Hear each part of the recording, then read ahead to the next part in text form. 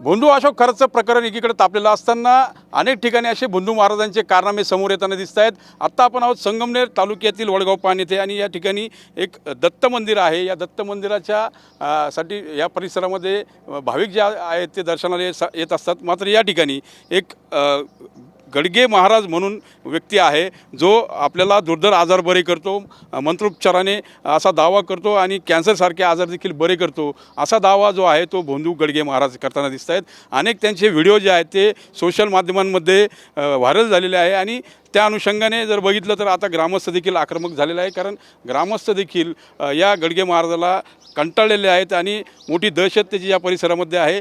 याच दत्त मंदिराच्या माध्यमातून त्यांनी कोट्यवधीचं साम्राज्य उभं केलेलं आहे आणि अनेकांकडून तो 5,000, 25,000, 51,000 अशी रक्कम घेऊन होम हवन करून घ्यायचा, त्यासोबत आजार बरे करतो असं देखील बतावणी करायचा। आता हे ग्रामस्थ जे आहेत ते आक्रमक झालेले आहेत। खरं बघितलं तर यांचा प्रयत्न असा आहे की ही सगळी भोंदूगिरी बंद झाली पाहिजे। आता हे प्रशासनाला निवेदन देखील देणार आहेत, तर पोलीस स्टेशनला देखील अंधश्रद्धा निर्मूलन समितीनं निवेदन दिलेलं आहे, मात्र अद्याप कोणतीही कारवाई झालेली नाही। आपल्यासोबत हे ग्रामस्थ आहेत। तुम्ही कधीपासून हा त्रास सहन करता आणि कशा पद्धतीने याची भोंदूगिरी चालते? हे 21 वर्षापासून चालू आहे, 21 ते 25 वर्ष झालेली आहेत ही भोंदूगिरी ही अशीच चालू आहे। 11,000, 21,000, 31,000, 51,000 अशा पावत्या घेतात आणि पावत्या घेतात आणि कुणालाही अजूनपर्यंत कुणीही बरं झालेलं नाही। कॅन्सरची गाठी 5 मिनिटात बरी करतात, असा कुठला डॉक्टर आहे हा? आणि अन्नदानाची 2100 रुपयाच्या पावत्या घेतात आणि लोकांना सांगतात की आम्ही मोफत अन्नदान करतो आणि पावत्या कसल्या घेतात मग 2100 रुपयाच्या? आता हे गडगे महाराज जे आहेत हे त्यांची पार्श्वभूमी काय?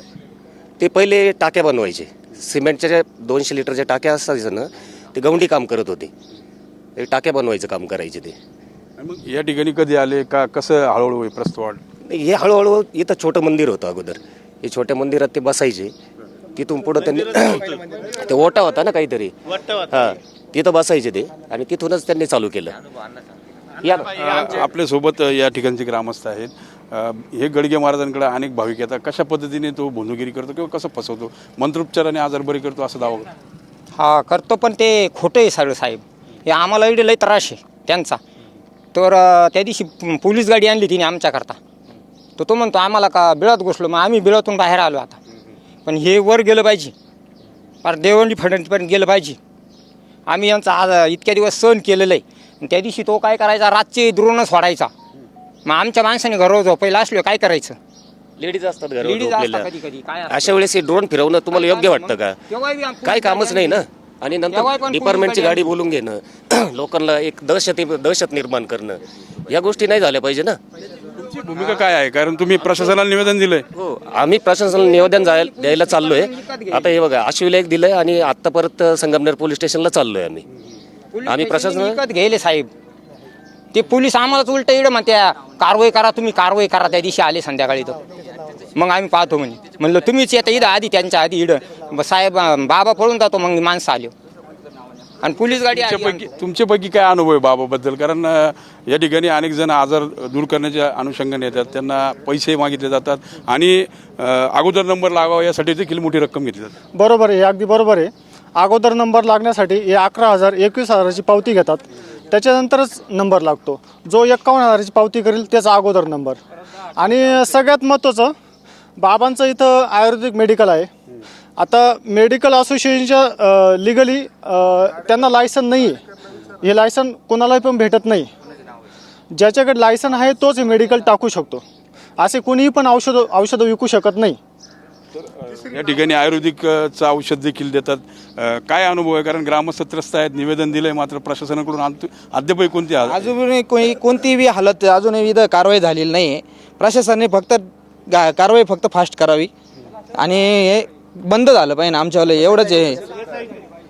SITने याची चौकशी करावी, यांची प्रॉपर्टी किती आहे, काय किती आहे, सगळं चौकशी झाली पाहिजे। कशी प्रॉपर्टी आली यांच्याकडे, कुणी कोण आलंय, हे सगळं पण चेक झालं पाहिजे आमच्या। आता ते तिथं ते तुम्ही सांगितलं की तिथं काहीतरी भोजनालय आहे, तिथं काहीतरी ध्यानधारणा करतात ते दुपारच्या वेळेत, तिथं काही दारूचे बाटल्यावर काय? हो, सगळं आहे, दारूच्या बाटल्या वगैरे सगळं आहे।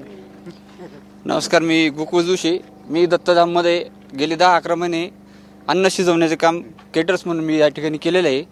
तर या ठिकाणी साहेब मला खूप असा म्हणजे भयानक अनुभव आलेला आहे। आजही जर ते सांगण्याचा प्रयत्न केला तर अंगावर शहार येतात. इथं ज्या लेडीज किंवा जे जेंट्स वगैरे येतात, हे इथं येणाऱ्या प्रत्येक व्यक्ती आजाराने त्रस्त झालेला असतो आणि त्याला कुठेतरी गुण यावा या उद्देशाने तो दत्तप्रभूंच्या चरणी लीन होण्याचा प्रयत्न करतो. तर इथं आल्यानंतर तर बऱ्याचदा असं झालेलं आहे की लोक भाड्याने गाडी करून इथे येतात साहेब, खूप लांबून येतात, बीड, लातूर, उस्मानाबाद वगैरे. तर इथं आल्यानंतर त्यांना रिटर्न जाण्यासाठी पैसे नसतात. ते पाण्याची एक 10 रुपयाची बिस्लरीची बॉटल पण विकत घेऊ शकत नाही सर. तर ते काय करतात, ते इथं जे जारला वगैरे पाणी असतं, जारचं नाहीच आहे, आता 1 रुपया कॉईन टाकू नये पैसे. इथं पाणी पण फुकट नाही आहे. इथं म्हटलं जातं की दत्तधाममध्ये सर्व काही फुकट आहे, पण मग इथं मोफत उपचार नाही आहे. आणि सगळ्यात महत्त्वाचं म्हणजे ज्या लेडीज येतात ना इथं, म्हणजे जे कुटुंब त्रस्त झालेले येतात, तर त्यांना दुःख निवारण करण्यासाठी ते इथं येतात. परंतु त्यांचं दुःख ऑलरेडी वाढत चाललेलं आहे. कारण काही लेडीज गळ्यातलं आपलं गंठण म्हणा, सोनं म्हणा किंवा पायातले जोडे विकून या ठिकाणी बाबांना पैसे दिले जातात. म्हणजे खूप भयानक आहे. अशी इथं आम्ही आत्तापर्यंत बोललो नाही. मला ते माझ्या दृष्टिकोनात पटलं नाही. मी 10-11 महिने काम केलं, परंतु मला ते बुद्धीत पटलं नाही. त्यानंतर मी काम सोडून दिलं साहेब. एकंदरीत कर्मचारीच अनुभव त्यांचा सांगतायत. अनेक ग्रामस्थ आहेत. सध्या तरी यांना तुम्ही आज तुम्ही आक्रमक झालेले आहात, मात्र सध्या निवेदन तुम्ही देण्याच्या तयारीत आहात. काय कसं बघता हे सगळं बंद झालं पाहिजे? ते बंदच व्हायला पाहिजे. हा एकदम भोंदू बाबा आहे. ह्यो बाबा असा झाला का याच्या पहिल्या बायकोनं फारकत घेतली आणि तो पळून गेला. पोलिसांनी हाणलं त्याला, कोर्टात काहीतरी त्याचं दाखल झालं, तर ती फारकत बिरकत झाली. मग हा पळून गेला. 6 महिन्यानं आला म्हणे मी बाबा झालो, आणि आता लोकांना सांगतो का मी ब्रह्मचारी बाबा आहे. मग हे पोरं झाले कोणाचे? 12 वर्षापासून तपश्चर्या करतो म्हणे. मग हा 12 वर्ष गेले कुठं याचे? हा, त्यांची दुकानाची शेजारी कुठं हॉटेल नाही चाललं पाहिजे, घेताना त्याच्याच याच्यात घेतलं पाहिजे. शिवाच्या खालती गेलं का कोण येणार नाही असं तो म्हणतोय. मग हा कोणता बाबा आहे तेच कळाना ना. हे सगळे जे किस्से आहेत हे गावकरी आपल्याशी बोलताना सांगतायत. खरं बघितलं तर अंधश्रद्धा निर्मूलन समिती देखील आज प्रांतांना निवेदन देणार आहे, तर दुसरीकडे ग्रामस्थ देखील आक्रमक झालेले आहेत. त्यामुळे ही बोंदुगिरी जी आहे गडगे महाराजांची ती बंद व्हावी अशी मागणी हे ग्रामस्थ करताना आपल्याला दिसत आहेत. कॅमेरा पर्सन नागनाथचा मी मनोज गाडीकर, TV9 मराठी, वडगाव पान, संगमनेर.